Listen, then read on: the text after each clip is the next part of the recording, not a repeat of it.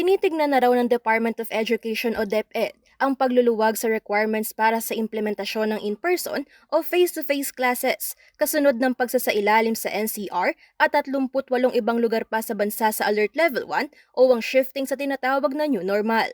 Inihayag ito ni Education Secretary Leonor Briones sa Talk to the People address ni Pangulong Duterte nitong Lunes. Ayon kay Briones, halos pareho lang naman daw ang Alert Level 1 at 2 at ngayong Alert Level 1 na nais daw nilang bawasan ang protocols. As of February, nasa 1,726 mula sa 6,213 qualified schools ang nagbukas na para sa in-person classes. At ngayong mas maraming lugar na ang nasa Alert Level 1 o ang pinakamaluwag na quarantine classification, sinabi ni Briones na posibleng mas maraming paaralan pa ang papayagang magdaos ng physical classes o pagbabalik sa silid-aralan. Nagkasana ng schedule ang DepEd at Department of Health sa March 4 upang pag-usapan ang pagluluwag ng requirements. Samantala, ang muling pagbabalik ng mga estudyante sa mga paaralan ay malaking tulong daw sa pagbangon ng economic activity sa bansa, ayon kay NEDA Secretary Carl Kendrick Chua.